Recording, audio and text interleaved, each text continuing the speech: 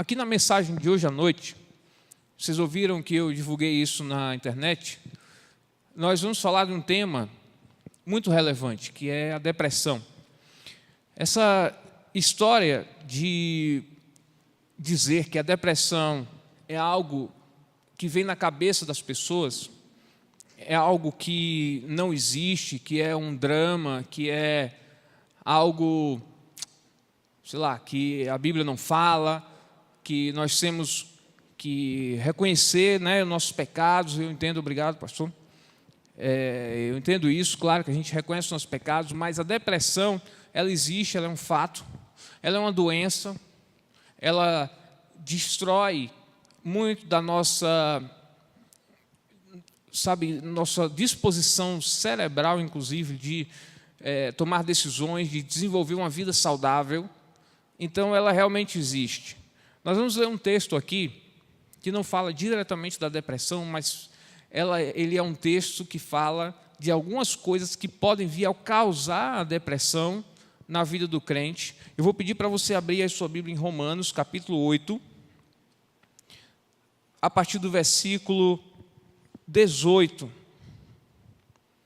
Romanos 8, 18, você vai ficar com a sua Bíblia aí aberta, porque a gente vai compartilhar alguns versículos desse capítulo, tá bom? Vou pedir só para alguém trazer esse retorno um pouquinho mais para cá, para perto, para facilitar aqui por favor. Romanos 8, versículo 18, que diz assim a palavra de Deus: considero que os nossos sofrimentos atuais não podem ser comparados com a glória que em nós será revelada. A natureza criada aguarda com grande expectativa que os filhos de Deus sejam revelados, pois ela foi submetida à inutilidade, não pela própria escolha, mas por causa da vontade daquele que a sujeitou, na esperança de que a própria natureza criada será libertada da escravidão, da decadência em que se encontra, recebendo a gloriosa liberdade dos filhos de Deus. Um instante aqui para a gente entender essa passagem. Nós estamos no contexto dos cristãos romanos, né? Paulo escrevendo essa carta aos romanos. O intuito dele é mostrar e revelar o amor de Cristo com essa carta. E ele faz todo um compêndio teológico, uma dissertação teológica para explicar o que é a revelação do amor de Cristo para nós, seres humanos. Nós, como criaturas, estamos recebendo o amor de Cristo. Ok. Para ele explicar isso, ele começa falando da situação de depravação do ser humano, a situação decaída do ser humano, o pecado que toma conta da vida do ser humano, e ele vai desenvolvendo essa teoria do amor em cima da situação atual do ser humano, que era uma situação de decadência, de dependência e carência espiritual e necessidade de algo que o tirasse dessa situação. E aí aprove a Deus, com a sua graça, com a sua misericórdia, com o seu amor, com toda a sua compaixão pelo ser humano. A Bíblia fala, inclusive, que Deus amou o mundo de tal maneira, lá em João 3,16, né, que deu o seu Filho unigênito para todo aquele que nele crê não pereça, mas tenha vida eterna. E dentro desse conceito, Paulo ele escreve toda essa teologia acerca do amor. O que é o amor de Cristo? Para ele falar também da importância desse amor, ele reconhece a existência dos sofrimentos atuais. E olha como a Bíblia é atual. A palavra de Deus ela é atual, porque ela foi escrita há alguns 1000 anos atrás, né? Ela está ali no versículo 18, Paulo falando que considera que os nossos sofrimentos atuais não podem ser comparados com a glória que em nós será revelada, mas ele reconhece a existência de sofrimentos já naquela época. O sofrimento do crente, o sofrimento de pessoas. Então, esqueça essa ideia de dizer que nós cristãos não passamos por sofrimento ou que não devemos passar pelo sofrimento. Porque nós passamos pelo sofrimento. E muitas vezes, um sofrimento não tratado, um sentimento de infelicidade não tratada, uma emoção chamada tristeza, não bem sofrida, não bem desfrutada, pode ser uma das causas dessa doença que nós estamos falando, chamada depressão. E eu gostaria de ficar nela, porque são muitas as causas. Tem causas fisiológicas, né? Existem aí realmente várias coisas que a gente pode falar aqui no momento adequado. A gente pode separar um dia, né, para a gente marcar aqui um encontro. A gente vai discutir realmente a depressão como uma coisa mais, uma análise mais clínica, bem mais técnica, mais, né, aprofundada, até teologicamente falando. Mas eu gostaria de pegar essa questão do sofrimento, porque eu entendo que é uma das coisas que mais aflige a vida das pessoas que estão enfrentando esse mal chamado depressão. Inclusive, nós tivemos aqui hoje, nesse jogo, né, do Brasil. E foi legal, a gente veio um pessoal para assistir o jogo. Tivemos uma dificuldadezinha técnica aqui em alguns momentos, né, porque a televisão deu uma falhada na antena. E aí bate aquela frustração, mas depois vem um abençoado de Deus, conseguiu colocar na internet e a gente acompanhou o resto do jogo. Né? Mas sabe que a gente não estava muito preocupado com o jogo, a gente estava mais ali por uma questão de comunhão mesmo e confraternização. Quem queria assistir o jogo ficou assistindo em casa, porque a gente veio aqui mesmo foi para, né, ficar junto, né, brincar, discutir e falar mal do jogador né, e comentários by Janiel, né, comentários. O Galvão Bueno chamou lá o Ronaldo, a gente tinha vários Ronaldos aqui comentando, né? Várias pessoas comentando o jogo. Foi um momento muito legal. Aí eu fiquei pensando aqui sobre a mensagem de hoje, falando sobre a questão da depressão, e eu me lembrei de um fato, de uma vida muito especial e muito cara a mim, Daniel, um amigo que tirou sua própria vida aos 35 anos, o Remo Filho. Eu acho que já falei dessa situação aqui uma vez, aqui na IBEC. O Remo era um amigo próximo, ele era inclusive dos embaixadores do rei, e lá na PIB os embaixadores do rei levam muito a sério a instituição, e ele era um dos líderes. Ele era o cara que fazia o boletim da igreja, ele fazia monólogos de teatro, ele envolvia a igreja, era um cara super brincalhão, para vocês terem uma ideia, muito brincalhão, super espontâneo e super criativo, produzia muito, mas aos 35... né, aliás, menos de 35, eu estou confundindo aqui as ideias. Ele era mais novo, não lembro exatamente a idade dele. Se suicidou, tirou a própria vida. Né? E antes de tirar a sua própria vida, revelou que estava vivendo uma depressão da forma mais profunda que ele podia imaginar, essa depressão onde ele não via outra saída a não ser tirar a própria vida. Isso aí me chamou a atenção a vida toda, porque eu fiquei preocupado. Cara, inclusive eu sou muito parecido com ele, eu sou muito brincalhão, eu sou essa pessoa divertida, significa que eu também posso ser vítima dessa danada, dessa depressão? Então eu ficava com aquilo na minha cabeça. E aí, para me prevenir, eu fui buscar algumas coisas, né, algumas formas de entender o que era essa doença terrível, a ponto de a pessoa não consegue ver outra realidade na vida dela, a não ser tirar a própria vida. Alguém dentro da igreja, que vivia, né, para a obra de Deus, estava ali muito envolvido, era feliz com a sua família, era feliz com os seus relacionamentos, mas tinha na sua origem, desde a sua infância, alguns traumas e medos que ele jamais compartilhou, que ele jamais... só vieram à tona depois da morte, né? Questões muito pessoais dele que não cabe a mim ficar aqui repassando. Mas, poxa, a gente fica triste com isso, né? Saber que uma vida tão jovem, uma pessoa muito ativa, foi lá e tomou essa decisão de tirar a própria vida. Significa o quê? Que nem todo mundo é capaz de vencer sozinho essa doença. Pode acontecer de você vencer sozinho a depressão? Pode. Pode acontecer, mas pela graça de Deus mesmo, porque Deus é perfeito.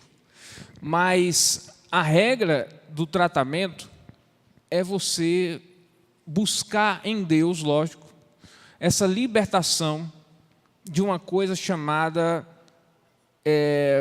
reputação, de uma coisa chamada medo do que as pessoas vão pensar sobre aquilo que eu estou falando, aquilo que eu estou fazendo. Isso, para mim, é a origem dos problemas emocionais que descambam nessa coisa chamada depressão, nessa tristeza. Gente, eu já falei isso várias vezes. Olha, Emoção, não tem erro nenhum em você ser uma pessoa emotiva, que vive emoções, porque nós, seres humanos, temos esse lado emocional, a gente não pode negar isso. Acontece muitas vezes de a criança demonstra uma tristeza e às vezes os pais ficam preocupados de, olha, você não pode ficar triste. A vida é maravilhosa. Por que você está triste? Não fique triste. E aí você vai ensinando para o seu filho que ele não deve viver aquela emoção chamada tristeza. Vocês já viram um filme chamado Divertidamente? Já viram? É uma animação aí, é um desenho mesmo. É um filme muito legal, eu super recomendo para vocês. No filme tem as emoções e a alegria, fica o tempo todo tentando tirar a tristeza do lado, né? A tristeza está dentro da mente da criança, e de vez em quando ela fica triste e ela quer acionar o botão da tristeza e a alegria não deixa. Senão não podemos viver essa tristeza. E isso vai gerar algumas consequências futuras que você vai assistir o filme e depois você me conta o que é que você achou. Mas significa que a moral da história é que a gente não deve calar as emoções, a gente não deve esconder aquele sentimento que está dentro do nosso coração, aquilo que está sendo vivido naquela hora, naquele momento. Tristeza é uma emoção, deve ser tratada como tal e deve ser vivida como tal. A criança, ela tem direito, sim, de ficar triste. E ela deve ficar triste. E nós, como pais, devemos prestar atenção nisso, reconhecer isso como uma necessidade, dizer, meu filho, é isso mesmo, coisas ruins acontecem. Você está triste? Estou. O que você está sentindo acerca disso? Você está gostando desse sentimento? Você desempenhou esse raciocínio na sua cabeça, criança? O que é que você está pensando sobre essa emoção que você está sentindo? Ou seja, deixa a criança viver isso. Aquilo ali para ela é muito especial. É um momento muito importante para a vida dela. A gente entendendo isso, o que a gente está fazendo? A gente está criando crianças que vão desempenhar em si um autoconhecimento. Elas vão saber exatamente aquilo que ela sente, como ela reage a determinada emoção, né? E vão também estar criando pessoas que vão ter liberdade de expor aquilo que está dentro do seu coração e não vão ter dificuldade nenhuma nisso. Isso é um problema sério. Pessoas adultas que sofrem, vivem tristezas profundas e não têm condições emocionais e não têm esse hábito de buscar em alguém um consolo ou um ambiente favorável para que possa expor aquilo que ele está sentindo, aquilo que está dentro do seu coração. Às vezes, dentro da igreja, nós temos um pequeno grupo. Dentro da igreja, nós temos o aconselhamento pastoral. Dentro da igreja, nós temos aquele líder do ministério, nós temos pessoas capacitadas para ouvir pessoas. Pessoas que estão sendo trabalhadas, né, para esse momento especial. E aí você que um dia enfrentou a depressão, ou está passando por ela, ou não está passando, mas quer se prevenir para que isso não aconteça na sua vida, uma recomendação que eu dou, meu querido, é reconheça que o sofrimento existe. A emoção, ela é muito válida, ela é necessária que você viva aquilo, mas não guarde para você. Busque alguém que você tenha liberdade para expor aquilo que está dentro do seu coração, aquilo que você necessita colocar para fora. Eu mesmo já falei isso várias vezes, eu tenho no pastor Carlos essa figura. Ele vai chegar no céu, vai receber um galardão fantástico, né? De ouvir queixas pastorais, né? Frustrações, medos, tristezas, mas muitas alegrias, sabe? Muitas coisas boas. Acontece que eu reconheci que eu preciso de alguém. Ah, pastor, mas a gente não tem Deus, né?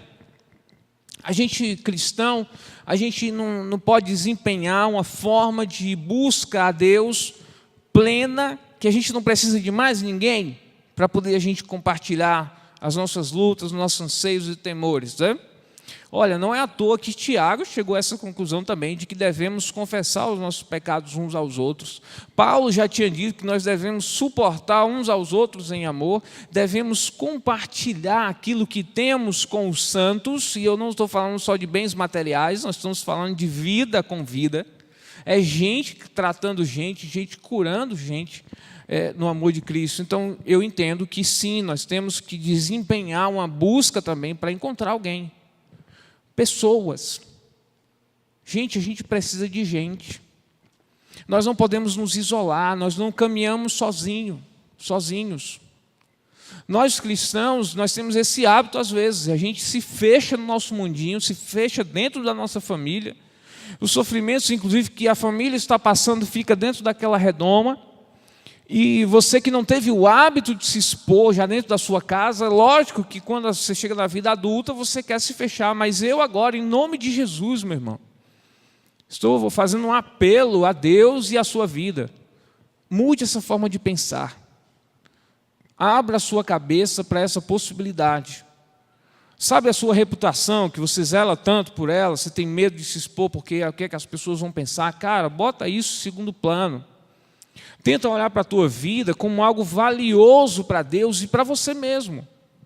Os teus sentimentos, eles são válidos para Deus, eu já preguei isso. Os teus sentimentos são válidos para Deus, são válidos para mim. São válidos para as pessoas que amam segundo o amor de Cristo. Então, não temos desculpas para nos fecharmos no nosso mundo e evitarmos qualquer sofrimento, porque os sofrimentos eles vão vir. Paulo reconhece isso, ele diz que esses sofrimentos não podem ser comparados com a glória que em nós será revelada. A natureza aguarda a glória de Deus. Nós aguardamos a glória de Deus. E enquanto estamos aqui aguardando a glória de Deus se manifesta em Jesus, na eternidade que viveremos com Ele, enquanto estamos aqui nesta vida, nós vamos sofrer. Nós vamos passar por aflições, nós vamos passar por sofrimentos. E aí, o que é que a gente vai fazer? A gente vai fazer como Elias, que no momento difícil da sua vida, em que ele é confrontado e ameaçado de morte, vai para a caverna, e Deus dá um tempinho para ele, mas depois vai lá tirar ele de novo dessa caverna, porque queria que ele produzisse. Nós vamos fazer como Davi, lá no Salmo 77, olhar para Deus e olhar para dentro dele mesmo, para a sua alma e perguntar: ó alma, por que tu estás tão abatida? Por que você se perturba dentro de mim dessa forma? Ou seja, as pessoas elas passam por sofrimentos e reagem de formas distintas. A forma que Elias encontrou foi ir para a caverna. Deus não gostou. Foi lá tirar ele dessa caverna, porque tinha mais coisa para ele fazer para Deus. A forma de Davi reagir para o sofrimento e para as depressões da sua vida e para as perseguições que ele sofreu foi escrever salmos a Deus, e salmos muito sinceros. Eu prefiro a segunda parte, ser como Davi, que escreveu aquilo que estava dentro do seu coração e ele expôs isso, não apenas para Deus, mas para nós também, porque se a gente tem acesso, é porque ele conseguiu esse objetivo de que mais pessoas se beneficiassem através do testemunho dele. Ver pessoas passando pelas mesmas questões que nós estamos passando e reagindo de formas diferentes. Eu quero desafiar você, na verdade, nessa rápida mensagem, a entender que o sofrimento existe, a luta existe. Deus ele está muito consciente disso. Deus ele já nos prometeu uma glória futura. Em nome de Jesus, nós acreditamos nisso, nós temos esperança nessa glória futura, que Jesus realmente virá nos buscar para essa eternidade. Glória a Deus por isso, e isso já é uma razão para que nós, absorvidos por esse conhecimento, até mudemos a nossa forma de pensar. Talvez você que esteja ouvindo essa mensagem, talvez você esteja se perguntando, em algum momento, eu já tinha ouvido isso e tinha captado essa mensagem como algo válido para a minha vida? Eu encaro o sofrimento da forma ideal que Deus gostaria que eu encarasse? O sofrimento ele vem, mas eu tenho consciência dessa glória futura, porque o futuro com Deus, a esperança do crente já é um motivo de consolo para a nossa vida, queridos. Não há razão para que a gente fique aqui matutando na nossa cabeça formas de tirar a nossa própria vida. Porque, inclusive, essa vida ela vai ter um fim, mas o momento ideal de Deus ainda não chegou. Enquanto Deus está aqui conosco, com o Espírito Santo, nos ajudando, né, cuidando da nossa vida, Ele está ali realmente esperando o momento ideal em que Jesus virá com toda a sua glória para reinar conosco. Isso é um motivo de consolo para a vida do crente. Nós temos que entender isso de uma vez por todas. Isso já é um fator relevante para que você compreenda. Mas, pastor, eu estou num momento difícil. A minha mente está muito nebulosa. Eu não estou conseguindo enxergar essa glória futura, tanto que a Bíblia fala. Eu não consigo, inclusive, me desprender de mim mesmo para ir ter com alguém e expor aquilo que está dentro do meu coração. Eu entendo você. Mas uma coisa você pode fazer, veja. A partir do versículo 26, nós vamos pular rapidamente esses versículos, nós saímos do 18 ao 21, nós vamos ler o versículo 26 até o versículo 27, para a gente receber agora essa dádiva de Deus e ter consciência de que Deus ele nos dá o seu Espírito. Versículo 26, da mesma forma o Espírito nos ajuda em nossa fraqueza. Pois não sabemos como orar, mas o próprio Espírito intercede por nós com gemidos inexprimíveis. E aquele que sonda os corações conhece a intenção do Espírito, porque o Espírito intercede pelos santos de acordo com a vontade de Deus. Glória a Deus. Glória a Deus. Eu não tenho essa condição de, nessa nuvem escura que está na minha cabeça, tomar decisões. Eu não enxergo um futuro. Eu não enxergo uma glória futura, eu não enxergo Jesus Cristo na minha vida, eu não enxergo outra saída para a minha vida, a não ser tirar a minha própria vida. Eu não consigo me ver saindo dessa redoma, dessa prisão chamada depressão. Eu entendo você. Mas talvez você não tenha consciência de que Jesus tenha nos dado o maior presente que a gente poderia receber, que é a paz vinda do Espírito Santo de Deus na nossa vida. Olha, o Espírito Santo ele tem uma função extraordinária para a gente vencer as nossas lutas pessoais, as lutas internas. O Espírito Santo ele quer muito que a gente atue para o reino de Deus. Ele quer. O Espírito Santo, inclusive, é ousadia, é atitude, é fazer algo para, é ajudar em alguma coisa. O Espírito Santo ele faz isso, ele é isso na nossa vida. Mas antes de sermos essas pessoas produtivas para o reino de Deus, essas pessoas que vão tocar vidas em nome de Jesus, primeiro, sabe o que acontece? O Espírito Santo quer tratar a nossa própria vida. O Espírito Santo ele tem consciência de que alguém, para amar alguém, precisa primeiro ser amado. Precisa ser tratado nas suas emoções, precisa ser tratado na sua espiritualidade. Precisa ser reconhecido como alguém valioso. E o Espírito Santo de Deus, ele fala isso para nós todos os dias. Você tem valor especial para Deus. É isso que o Espírito Santo faz. Ele reconhece a nossa fraqueza, ele vê o ponto fraco da nossa vida e ele trabalha ali para nos fortalecer e nos levantar. Paulo mesmo reconhece que dentro dessa fraqueza, e ele se gloria por isso, ele acha muito bom ser fraco espiritualmente e emocionalmente falando, porque é aí onde o Espírito Santo de Deus atua na vida dele. Porque pessoas que se julgam fortes, pessoas que são autossuficientes, elas são uma barreira, elas são um muro fechado contra a ação do Espírito Santo na vida dessa pessoa. Ao passo que aqueles que se julgam fracos, dependentes, aqueles que se julgam pobres de espírito, recebem de graça essa dádiva de Deus chamada Espírito Santo. E o Espírito Santo nos ajuda na nossa fraqueza. Ele mesmo nos ensina a orar. Ele mesmo ele intercede por nós com gemidos inexprimíveis. Ele sonda os corações. Ele intercede de acordo com a vontade de Deus para a nossa vida. Você tem o Espírito Santo de Deus na sua vida? Se você tem o Espírito Santo de Deus na sua vida, meu amigo, você já tem tudo. Você já tem a ferramenta principal para vencer esse mal chamado depressão. Inclusive, você tem a ferramenta principal para resolver grandes problemas que você vai se deparar na sua vida. Não apenas a depressão. Muitas outras coisas. Eu quero que você saia daqui com essa mentalidade de que existe uma cura. Existe uma forma de eu sair dessa situação, porque Deus me ama e Ele quer algo especial para mim. Nós poderíamos aqui falar de várias técnicas, né? Várias formas da gente desempenhar uma vida saudável. Já foi dito que uma boa forma de sairmos da depressão é a gente desempenhar uma alimentação saudável e uma atividade física saudável, e aí já seria uma ferramenta. Eu concordo demais, ajuda bastante. Mas por que tem atletas, por exemplo, né, gente saudável fisicamente, se alimenta direitinho, que está em depressão? Por quê? É uma boa pergunta, né?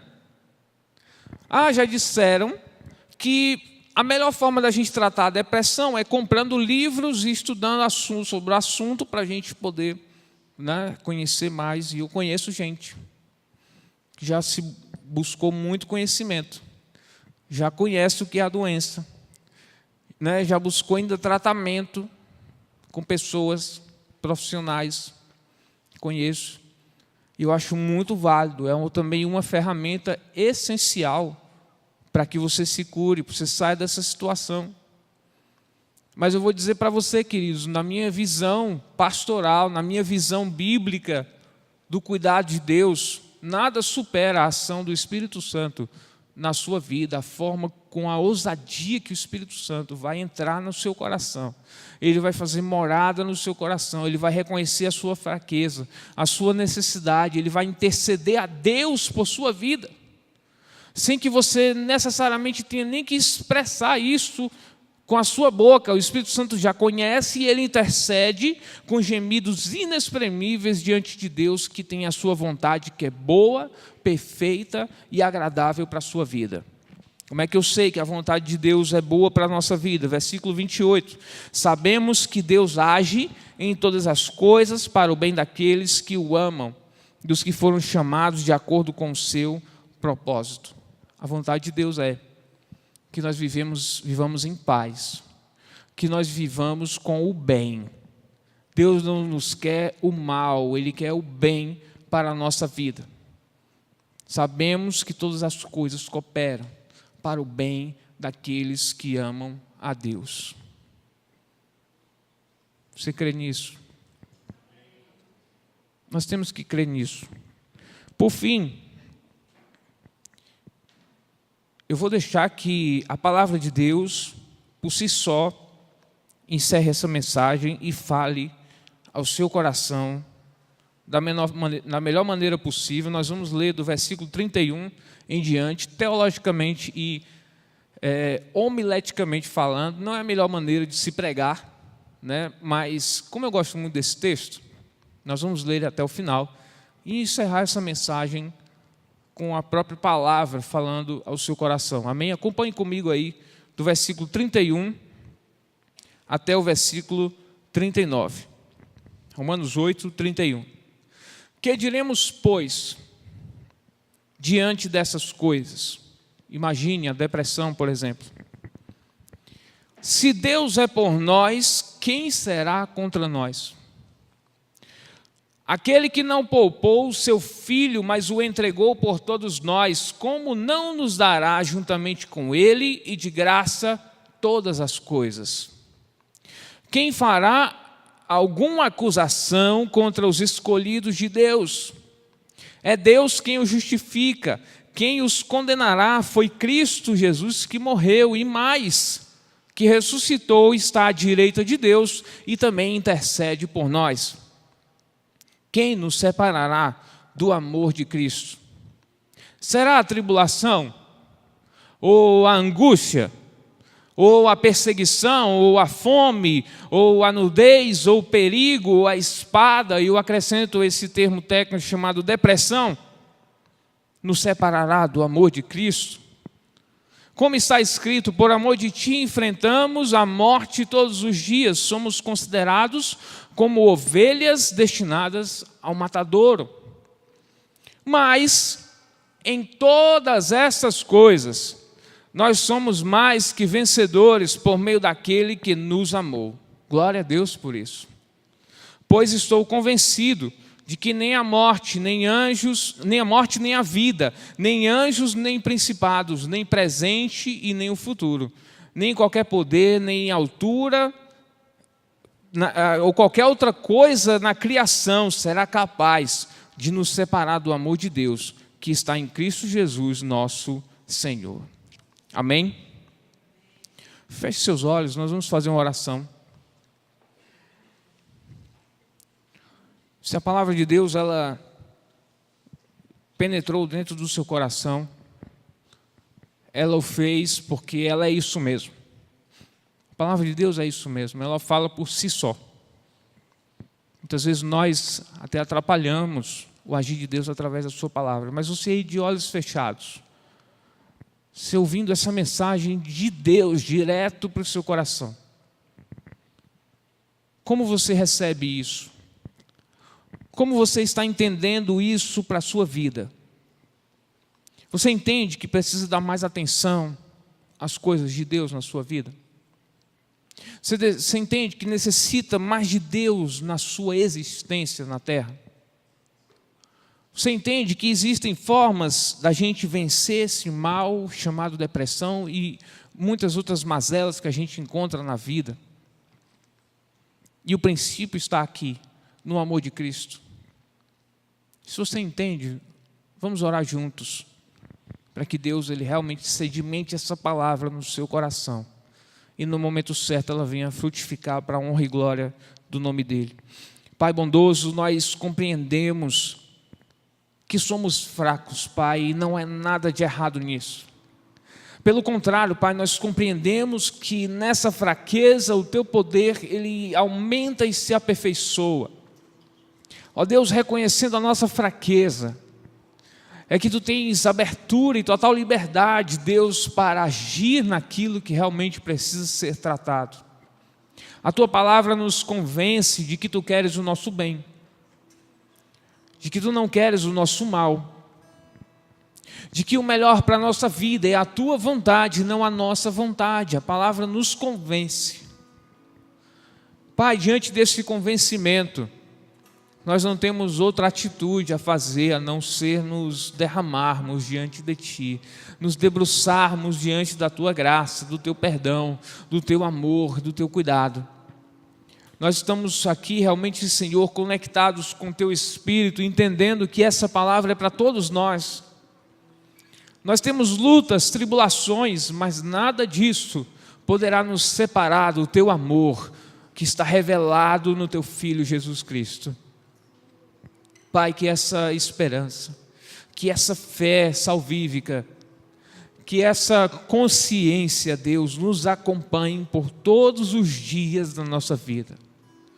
Que nos momentos felizes, nos momentos tristes, possamos nos lembrar que há um Deus todo-poderoso que se preocupa com a nossa vida, que está conectado com a nossa mais íntima necessidade, que não é um Deus que é somente Deus que julga, que está ali examinando os corações para apontar os pecados, mas acima disso, Pai, Tu és o Deus amoroso, o Deus que nos ama, se preocupa, que nos trata como filhos especiais que somos.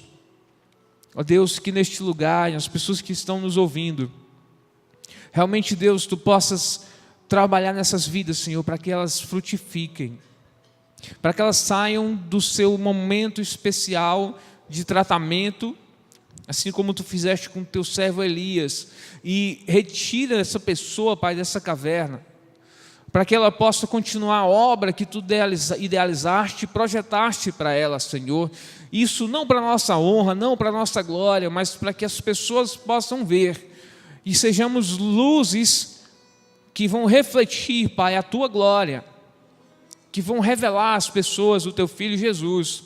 Que esse momento, Pai, de tristeza dure apenas uma noite, para que no dia seguinte a gente possa sair aí nesse mundo com um sorriso no rosto, Pai, felizes, porque temos a Ti como esperança e presença real na nossa vida, Pai.